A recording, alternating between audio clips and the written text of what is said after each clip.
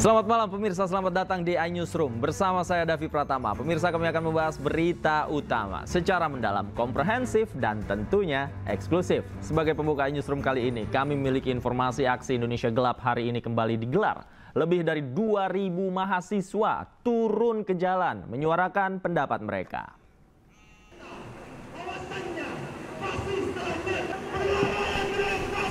Aksi Indonesia Gelap hari ini kembali digelar tepatnya di kawasan Patung Kuda, Jakarta. Sekitar 2.500 mahasiswa turun ke jalan menyuarakan pendapat mereka menolak efisiensi anggaran. Namun dalam unjuk rasa ini para demonstran sepakat untuk tidak mengenakan jaket alma mater kampus sebagai bentuk solidaritas dan persatuan. Para peserta aksi mayoritas berasal dari wilayah Jabodetabek termasuk Karawang, Bogor, dan Bekasi dan berkumpul terlebih dahulu di Taman Ismail Marzuki sebelum akhirnya menggelar aksi di Patung Kuda. Pada demo kali ini terdapat 2.460 personil gabungan yang dikerahkan untuk mengamankan aksi.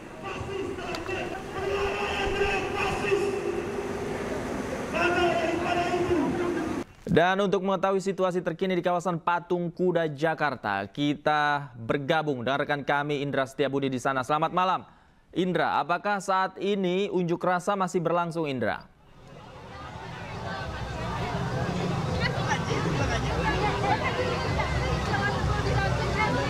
Ya, selamat malam Davi dan juga pemirsa. Dapat kami informasikan situasi terkini masih dalam rangka tema aksi massa Indonesia Gelap kembali dilanjutkan. Kalau kita bahas kemarin, aksi massa ini hanya dilakukan oleh sejumlah mahasiswa yang mana pihak istana juga sudah diwakilkan melalui Mensesnek. Prasetyo Hadi juga turun di tengah aksi masyarakat. Namun pada hari ini aksi demo Indonesia Gelap kembali dilakukan, Davi dan juga pemirsa, dengan jumlah lebih banyak lagi, di mana sebanyak 2.500 masyarakat dari berbagai aliansi maupun juga organisasi masyarakat seperti sipil dan juga maupun juga dari ibu rumah tangga maupun juga dari mahasiswa, juga ada juga dari buruh, ini bersatu untuk menggelorakan 13 aspirasi. Semana bisa Anda lihat, saksikan ribuan masyarakat ini sudah masih berada di area Patung Kuda Jalan Merdeka, Jakarta Barat. Sebagian sudah ada yang bergegas pulang dikarenakan diketahui memang aksi demonstrasi ini memang dibatasi hanya sampai pukul 18.00 Barat.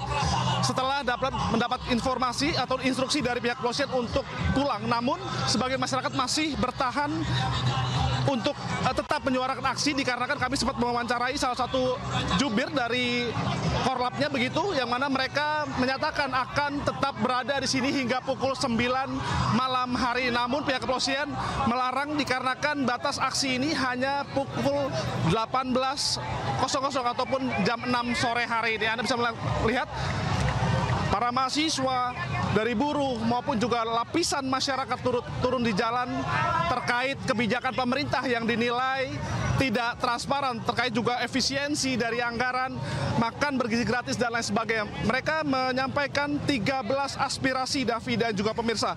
Salah satunya mereka mengkritisi terkait ciptakan pendidikan gratis, ilmiah, dan demokratis, serta cabut PSN ini bermasalah, wujudkan reforma agraria sejati, tolak undang-undang Minerba, dan hapuskan multifungsi TNI. Selain itu juga sahkan undang-undang masyarakat, adat masyarakat, membutuhkan perlindungan yang jelas atas hukum, dikarenakan masyarakat menilai untuk kejelasan hukum di Indonesia ini cukup tidak jelas, sehingga mereka menuntut di pemerintahan Prabowo Gibran ini hukum ini perlu ditegaskan dan kebijakan-kebijakan juga perlu dilakukan secara transparan. Dan Anda bisa saksikan, Pram, kepolisian masih terus melakukan upaya untuk membubarkan massa hari ini, dikarenakan hanya pukul 6 ataupun sore hari ini. Kembali ke Anda, Pram. Maksud kami, Davi. Indra, sekarang sudah pukul 19. Apakah ada pihak kepolisian yang saat ini sudah mencoba untuk membubarkan massa? Karena mengingat aturan sudah harus bubar demonstrasi kali ini.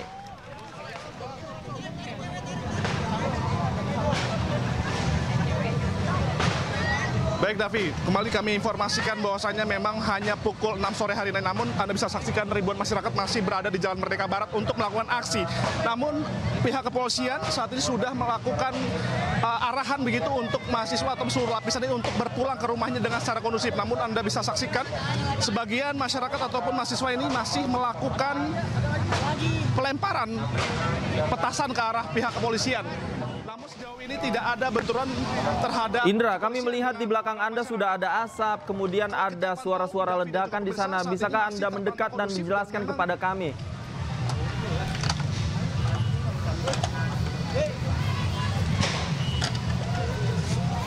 Baik Davi, memang kepolisian ini sudah memberikan instruksi bahwasanya para massa aksi ini harus segera pulang dikarenakan hanya pukul 6 sore hari ini saja. Namun mengingat masa aksi ini kami dapat informasi bertahan sampai pukul 9 waktu Indonesia Barat. Dan sebagian masyarakat juga Anda melihat asap ini dari petasan yang dilemparkan ke arah kepolisian. Yang mana namun uniknya dari aksi demonstrasi Indonesia Gelap ini, para orasi tidak menginginkan balasan ataupun menunggu jawaban dari pihak istana, melainkan hanya melakukan orasi dan berdiam saja di sini untuk melakukan orasi-orasi untuk menyampaikan aspirasi.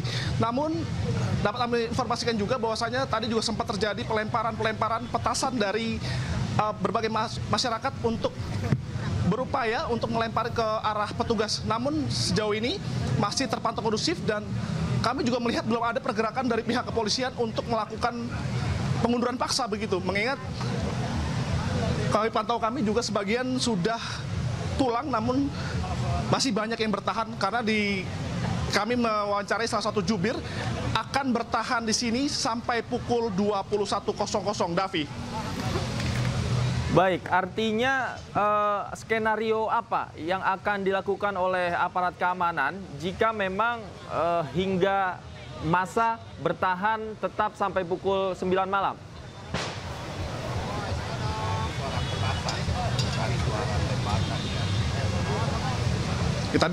Ya, Davi dan juga pemirsa dapat kami informasikan bahwasanya tadi pihak kepolisian menginstruksikan untuk masyarakat untuk membubarkan diri secara kondusif. Namun ataupun tidak, nanti kepolisian akan melakukan pembubaran paksa begitu. Namun hingga sampai saat ini terpantau belum adanya pihak kepolisian yang melakukan pengunduran paksa bagi masyarakat yang masih melakukan aksi orasi di kawasan Medan Merdeka, Patung Kuda, Jakarta Pusat. Anda bisa saksikan para aksi ini masih memilih bertahan. Dan uniknya memang mereka tidak menginginkan apapun, mereka hanya ingin menyampaikan aspirasi hingga pukul 21 Indonesia Barat. Meski begitu, saat ini pihak kepolisian tidak menyetujui apa yang diinginkan para orasi ini yang hingga pukul 21.00 waktu Indonesia Barat dikarenakan aksi demonstrasi dari koalisi masyarakat sipil yang tergabung dari berbagai macam aliansi profesi maupun juga mahasiswa dan mahasiswi di sekitaran Jakarta melakukan aksi orasi. Kami juga masih belum melihat, Davi dan juga pemirsa, aksi dari pihak keamanan. Nah, Anda bisa mendengarkan kepolisian kembali menghimbau kepada peserta aksi untuk membubarkan diri secara kondusif.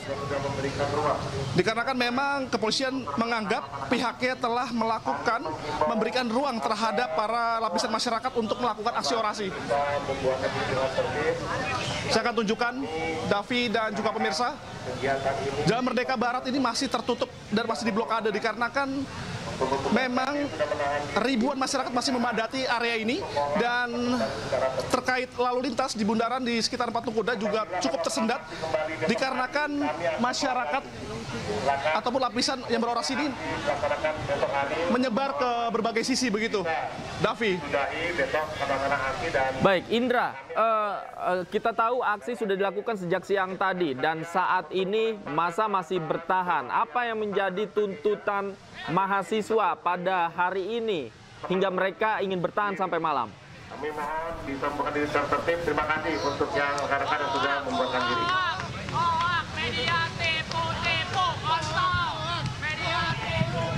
Ya, Davi dan juga pemirsa, mereka menginginkan menuntut 13 aspirasi yang ingin didengar saja, tidak ada untuk dijawab dari pihak pemerintah. Mereka hanya mengkoreksi di masa pemerintahan Prabowo Gibran di 100 hari kerja kemarin yang dinilai tidak pro rakyat, Davi. Dan 13 aspirasi ini disampaikan meliputi dari efisiensi anggaran ini tidak mendukung ataupun tidak terbuka oleh masyarakat.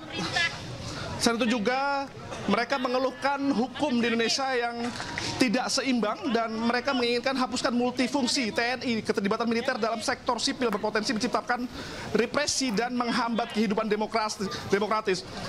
Selain itu juga mereka ingin evaluasi Impres nomor urut 1 tahun 2005 instruksi presiden dinilai sebagai ancaman terhadap bagian-bagian yang justru menjadi kepentingan rakyat seperti pendidikan dan kesehatan.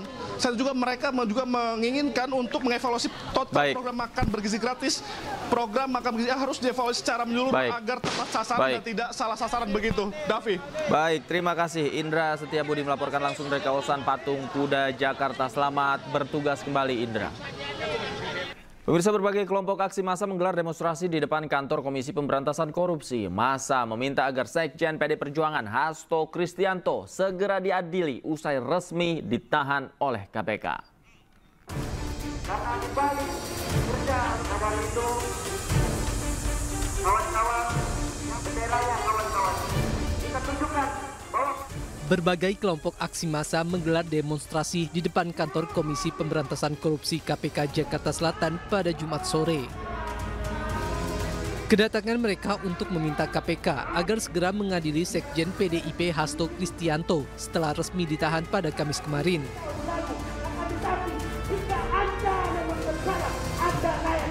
Para demonstran juga meminta Hasto untuk diadili seadil-adilnya dan dihukum maksimal atas kasus dugaan suap yang dilakukannya bersama buronan Harun Masiku. Aksi unjuk rasa berjalan lancar dan dijaga ketat oleh pihak kepolisian. Dari Jakarta, Rian Rahman, iNews melaporkan. Pemirsa, tim kuasa hukum PDI Perjuangan mengunjungi Hasto Kristianto, Sekjen PDIP, di rumah tahanan KPK. Roni Talapesi dan Magdir Ismail, tim kuasa hukum Partai Demokrasi Indonesia Perjuangan, mengunjungi Sekjen PDIP Hasto Kristianto di rumah tahanan KPK. Roni menyampaikan kunjungannya tersebut dalam rangka menyampaikan perkembangan kegiatan partai. Meski demikian, Roni tak merinci soal pembahasan yang akan dilakukan dengan Sekjen PDI Perjuangan. Pengacara sekarang fokus hukum, kami mau besuk Mas Hasto. Ya, semoga Mas Hasto baik-baik. Kita harus pastikan keamanan, kenyamanannya beliau ya. Soal penanganan gimana, Bang? Kemarin kan kita sudah sampaikan, itu adalah kewenangan penyidik. Belum direspon tapi ya penangguhan itu. Kami baru datang hari ini. Usai ditahan oleh KPK, pengacara Hasto Kristianto Magdir Ismail menyebut akan melawan melalui proses hukum terkait penahanan Hasto Kristianto. Sementara itu, politisi PDI Perjuangan Adiana Pitupulu menyebut penahanan Hasto bukan akhir, tapi awal dari perjuangan.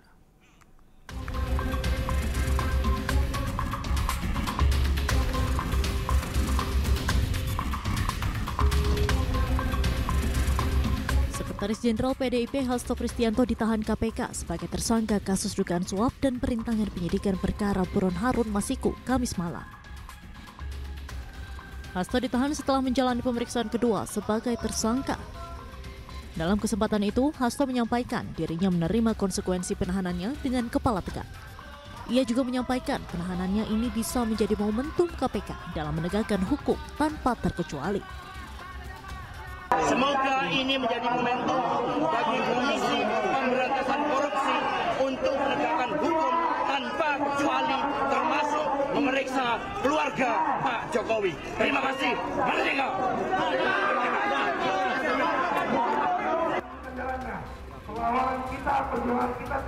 Sementara itu, masa pendukung Sekjen PDI Perjuangan Hasto Kristianto mendatangi gedung Komisi Pemberantasan Korupsi pada Kamis malam. Mereka mengawal Hasto sejak diperiksa hingga ditetapkan sebagai tersangka. Masa pendukung Hasto ini membakar ban dan menyerukan sejumlah tuntutan.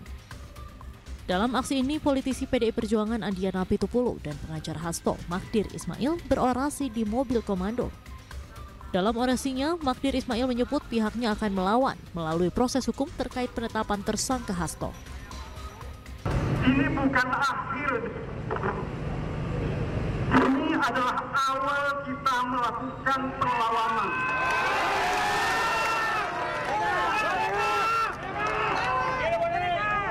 Ini adalah awal kita menunjukkan jati diri kita bahwa kita bukan orang yang bisa dikalahkan dengan mudah. Jadi saudara-saudara, apa yang hendak saya sampaikan adalah bahwa perlawanan secara hukum tetap akan kita lakukan.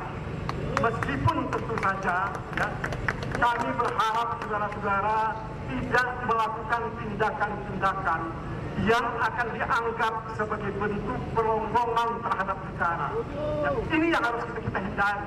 Ya, lawan kita ini bukan negara, tetapi orang yang pernah berkuasa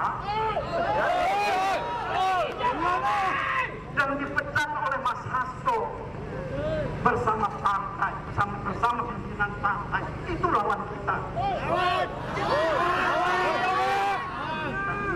Terhadap KPK, mari kita berikan kesempatan kepada mereka untuk melaksanakan tugasnya secara baik dan benar.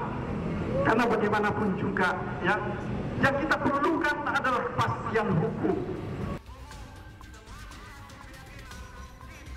Sementara itu, politisi PDIP Adian Apitupulu masih menunggu arahan dari Ketua Umum PDIP terkait langkah yang akan dilanjutkan setelah Hasto ditahan. Menurut Adian, penahanan Hasto bukan akhir, tapi awal dari perjuangan. Sampai hari ini kita akan menunggu instruksi dari Ketua Umum kita apa yang akan dilakukan. Tapi percayalah bahwa apa yang disampaikan Pak Magdir ini bukan akhir, ini awal. Banyak orang malam ini mungkin tertawa terbahak-bahak, tapi pemenang sejati akan tertawa di akhir nanti. Sementara itu, usai diumumkan sebagai tersangka, KPK telah menahan Hasto Kristianto. Hasto ditahan selama 20 hari untuk kepentingan penyidikan. Dari Jakarta, Tim Liputan iNews melaporkan. PDI Perjuangan melarang kader partainya yang menjadi kepala daerah ikut retret di Magelang. Larangan itu dikeluarkan PDI Perjuangan pasca penahanan Sekjen PDI Perjuangan Hasto Kristianto oleh KPK.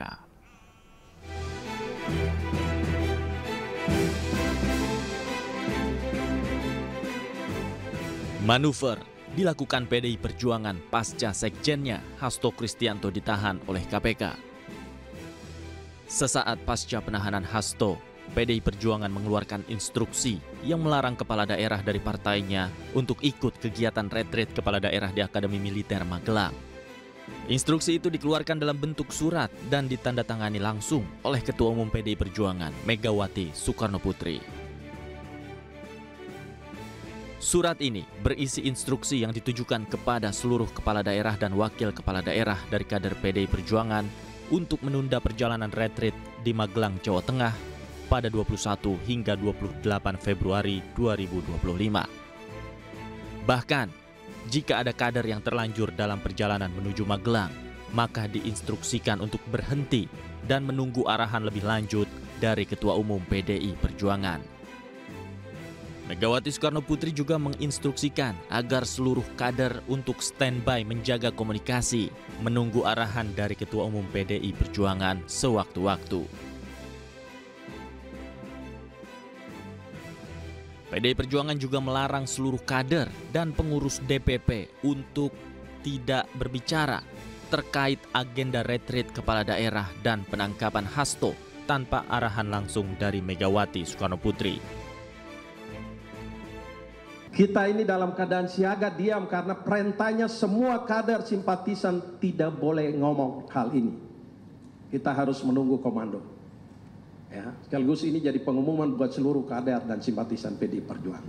Semua tetap dalam keadaan siaga menunggu satu komando dari Ketua Umum PDI Perjuangan.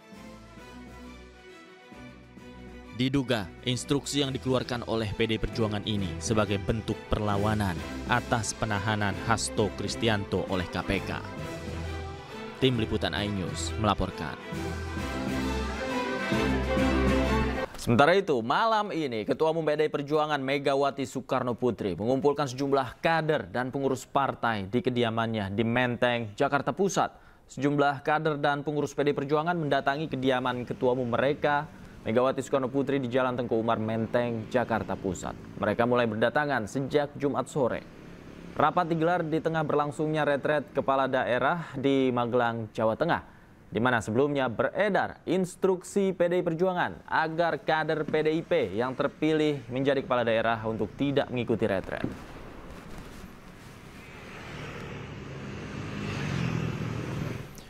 Dan pemirsa, untuk mengetahui situasi terkini di kediaman Ketua Umum PDI Perjuangan Megawati Soekarno Putri, kami telah terhubung dengan rekan kami Nata Arman di sana. Selamat malam, Nata Arman. Siapa saja yang hadir di kediaman Megawati Soekarno Putri malam ini? Baik, selamat malam Davi dan juga pemirsa, dapat kami sampaikan terkait dengan siapa-siapa saja yang datang pada malam hari ini. Kami belum bisa mengetahui secara pasti karena beberapa dari kendaraan yang tadi baru saja tiba sekitar pukul 6:30 sampai dengan tadi pukul 7 malam ini mereka langsung masuk ke dalam. Ada juga yang tidak mau keluar dari mobil di depan, langsung masuk ke dalam, sehingga kami belum mengetahui secara pasti siapa yang ada di dalam mobil tersebut. Namun yang jelas tadi ada salah satu yang sempat keluar dari mobil. Ini adalah Said Abdullah yang tadi sudah dikonfirmasi, padahal sebelumnya pada pukul 13:22 waktu Indonesia Barat sudah keluar dari kediaman Ibu Megawati Soekarno Putri, dan yang sudah terkonfirmasi bahwa tadi ketika pagi hari sampai dengan siang hari ada 4 nama yang memang sudah dikonfirmasi. Yang pertama adalah Ahmad Basara, kemudian ada Pramono Anung, selanjutnya ada Masinton dan Said Abdullah. Namun yang ketiga, Ahmad Basara, Pramono Anung dan juga Masinton belum diketahui secara pasti apakah masih ada di dalam atau sudah keluar. Namun yang jelas tadi sekitar pukul 3 sampai dengan setengah 4 sore, sampai dengan pukul 4 sore juga masih ada beberapa kendaraan dari pejabat yang menggunakan mobil SUV seperti Land Cruiser seperti itu yang tadi ingin masuk ke dalam, namun ketika disambangi oleh awak media justru malah tancap gas atau kabur seperti itu. Dan juga memang ketika tadi sekitar pukul 6:30 kembali lagi ada beberapa kendaraan seperti mobil Lexus ataupun kendaraan-kendaraan yang berplat nomor pejabat seperti itu masuk kembali ke dalam. Namun kami belum mengetahui secara pasti siapa-siapa saja yang ada di dalam. Kemudian dapat disampaikan bahwa pasca ditetapkannya sebagai tersangka Hasto Kristianto oleh KPK, tentunya instruksi dari Megawati Soekarno Putri selaku Ketua Umum Partai PDIP melarang para kadernya yang terpilih menjadi kepala daerah untuk melakukan retret di Akademi Militer Magelang pada tanggal 21 sampai dengan tanggal 28 Februari 2025. Sementara saya kembalikan pada Anda di studio, Davi. Terima kasih Nata Arman melaporkan langsung dari kediaman Ketua Umum PDI Perjuangan Megawati Soekarno Putri di Menteng, Jakarta. Selamat bertugas kembali. Pemirsa, sejumlah kader PDI Perjuangan yang terpilih menjadi kepala daerah menunda keberangkatan ke Magelang, Jawa Tengah. Hal itu menyusul instruksi DPP PDI Perjuangan yang melarang kadernya mengikuti retret kepala daerah.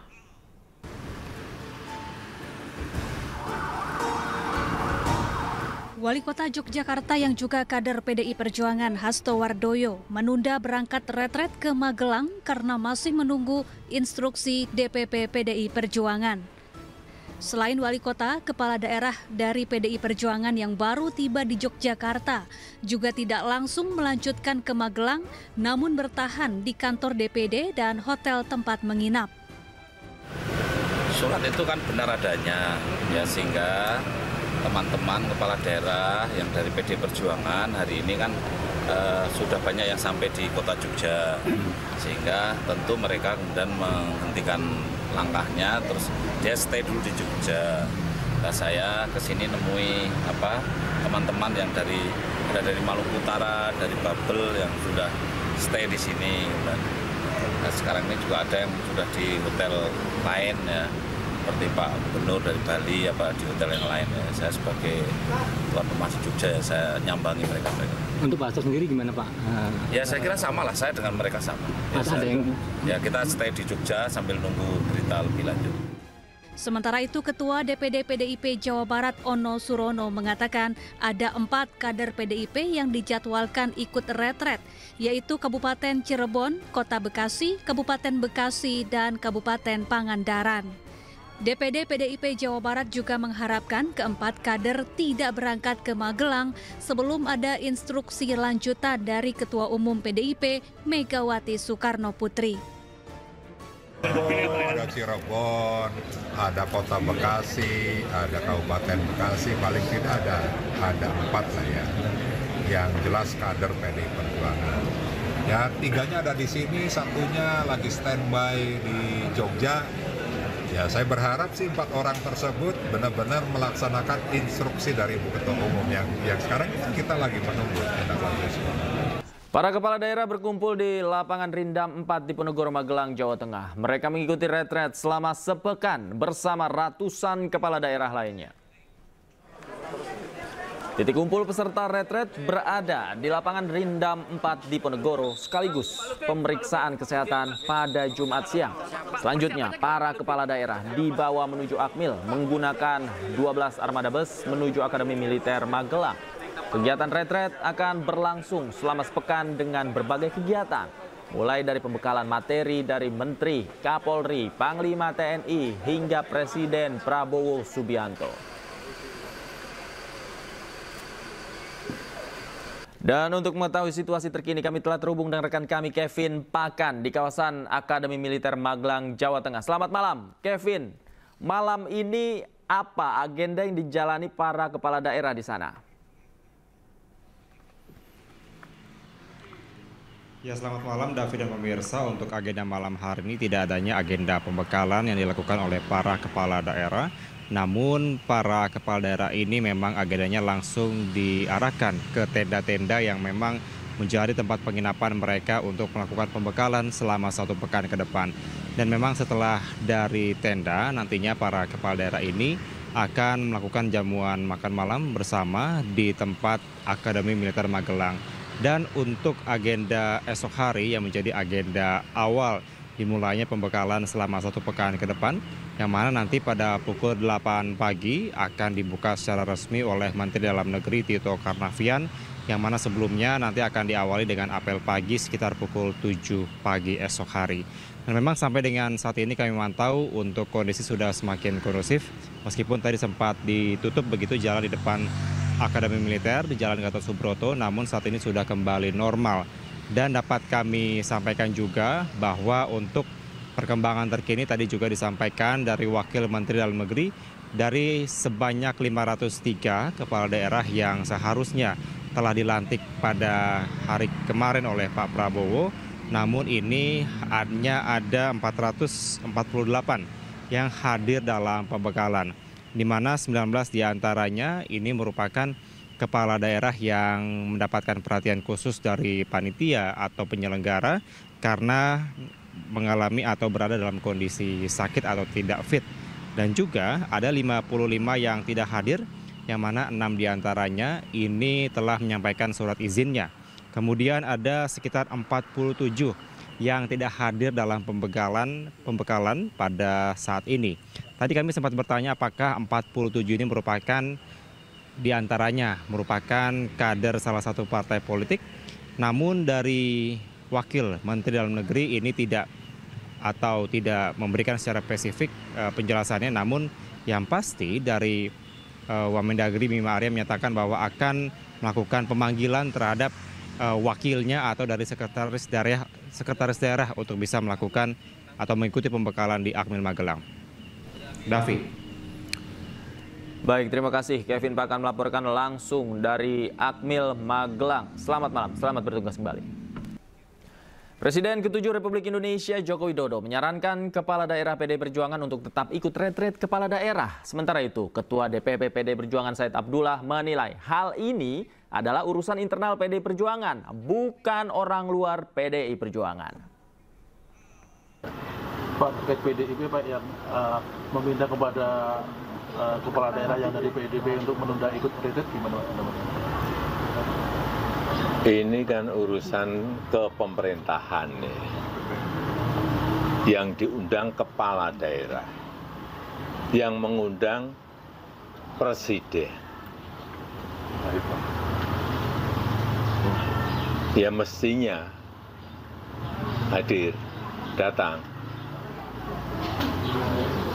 Karena mereka dipilih oleh rakyat dan untuk kepentingan rakyat, bangsa, dan negara, bukan untuk yang lain.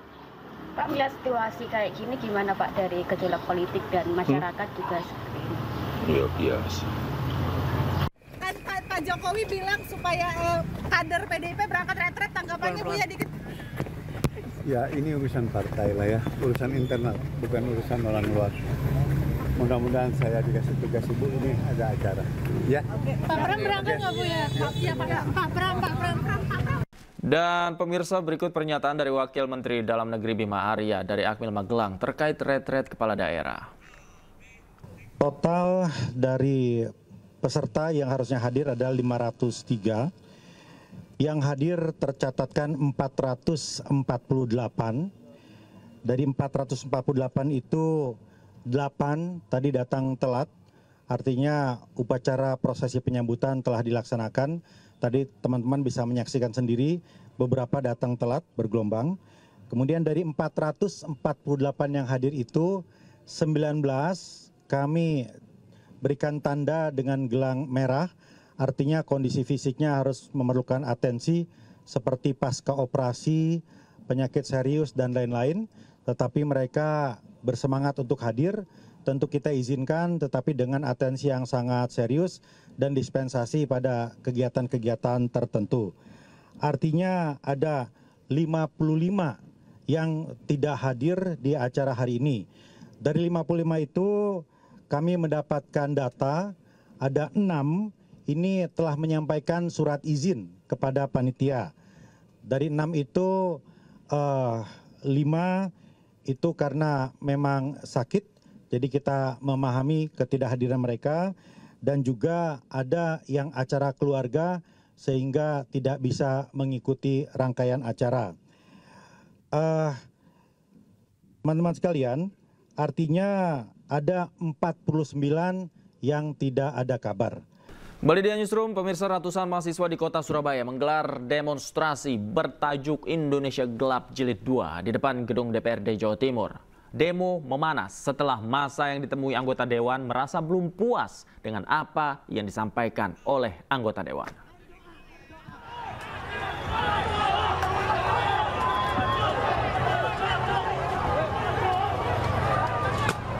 Demo yang dilakukan unsur mahasiswa dan sejumlah aliansi masyarakat di Surabaya berjalan panas.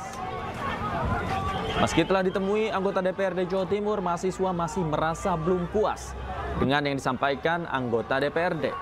Bahkan, mahasiswa sempat menyiram air mineral kepada perwakilan anggota DPRD hingga membuat suasana demo makin memanas.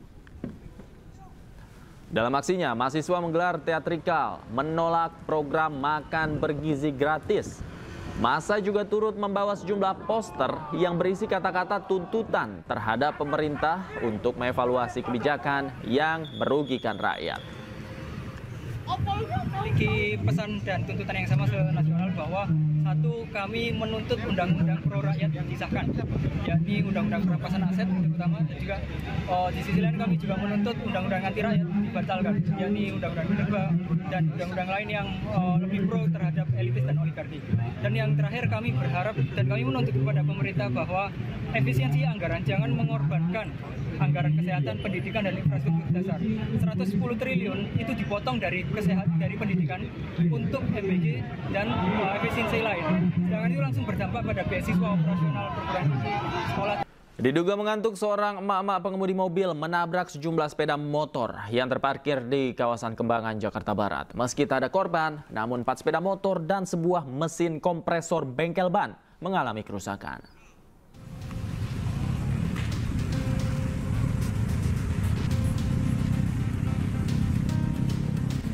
Sebuah mobil menabrak 4 sepeda motor yang terparkir di bahu Jalan Joglo Raya, Kembangan, Jakarta Barat, Kamis sore. Tak hanya menabrak sepeda motor, mobil ini juga menabrak kompresor sebuah bengkel tambal ban. Sebelumnya, mobil ini melaju dari Jalan Joglo Raya ke arah Tangerang. Mobil tiba-tiba hilang kendali dan naik ke atas trotoar hingga menabrak sepeda motor. Diduga pengemudi mengantuk dalam mengendarai mobil. Terjadi laka out control dengan nomor mobil B1635HKF. Lanjut 4 motor ditabrak, yang satu mesin bengkel.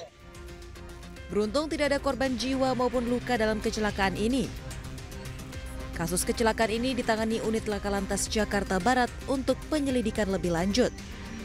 Dari Jakarta, Miftahul Gani, iNews melaporkan.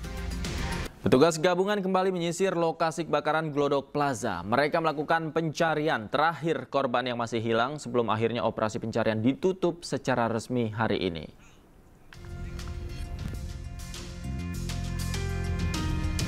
Petugas gabungan kembali mendatangi dan menyisir lokasi kebakaran Glodok Plaza, Taman Sari, Jakarta Barat. Penyisiran terakhir ini dilakukan sebelum pencarian terhadap korban yang belum ditemukan ditutup. Pada pencarian ini, petugas tak temukan korban yang hilang. Dalam peristiwa ini, penyidik telah memeriksa 42 saksi, mulai dari manajemen, korban selamat, serta para ahli untuk mengetahui kronologis kebakaran. Dari hasil penyelidikan, penyebab kebakaran ini terjadi akibat hubungan arus pendek pada panel instalasi listrik yang berada di belakang Videotron dan menimbulkan percikan api hingga terbakar. Kami menyepakati bahwa pencarian sudah kita close, ya. Secara teknis ini sudah close, ya. Namun demikian mungkin nanti akan tentu ada pembersihan segala macam mungkin gitu ya. Hal detail kalau seandainya di sana ditemukan pembersihan itu ditemukan dari pihak pengelola melakukan pembersihan menemukan sesuatu bisa dilakukan. Sebelumnya kebakaran dahsyat terjadi di Glodok Plaza pada 15 Januari 2025, sekitar pukul 21.30 waktu Indonesia Barat.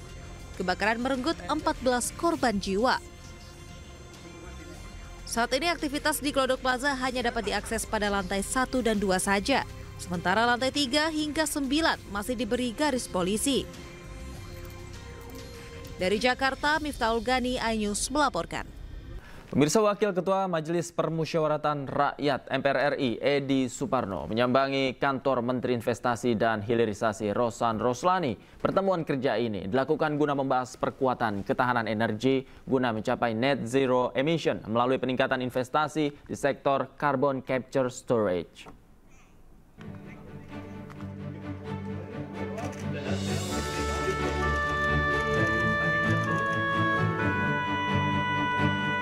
Kedatangan Wakil Ketua Majelis Permusyawaratan Rakyat atau MPR RI, Edi Suparno, diterima langsung Menteri Investasi dan Hilirisasi Rosan Roslani di Jakarta.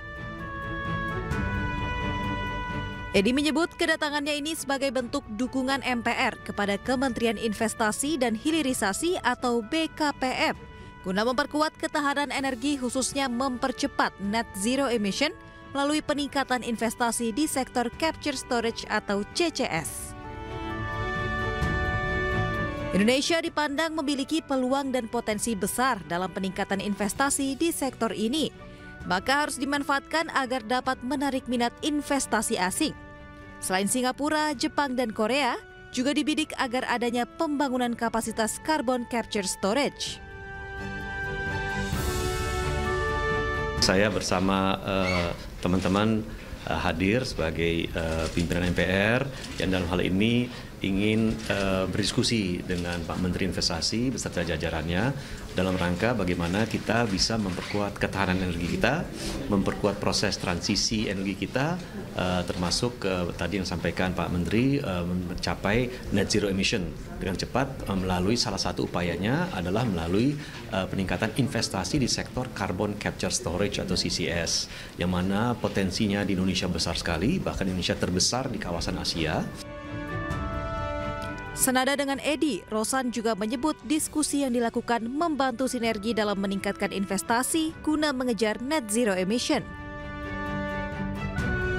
Tentunya saya mengucapkan terima kasih dan apresiasi yang setingginya kepada Wakil Pimpinan MPR, Bapak Edi Suparno, karena telah datang dan bersama-sama dengan timnya dan bertemu dengan kami dan menyampaikan beberapa hal yang sangat-sangat penting, sangat-sangat berhubungan dengan Kementerian Investasi tentunya, karena di Kementerian Investasi bagaimana kita bisa meningkatkan investasi terutama yang berhubungan dengan target-target kita agar mempunyai net zero emission by 2060 or sooner. Kolaborasi antar lembaga ini diharapkan mampu menghasilkan regulasi yang memudahkan investor dalam meningkatkan investasi di sektor carbon capture storage. Dari Jakarta, Ade Firmansyah, iNews melaporkan. Pemirsa, mantan Wakapolri sekaligus mantan Menteri Pemberdayaan Aparatur Negara dan Reformasi Birokrasi Syafruddin Kambo meninggal dunia. Almarhum dimakamkan di Taman Makam Pahlawan Kalibata, Jakarta Selatan. Dan informasi yang akan hadir ini sekaligus menutup jumpa kita di iNewsroom malam hari ini. Cuplikan tayangan berita iNews dapat Anda saksikan di kanal YouTube @officialinews. Akhir kata, saya Davi Pratama pamit undur diri. Terima kasih, selamat malam, selamat berakhir pekan dan sampai jumpa.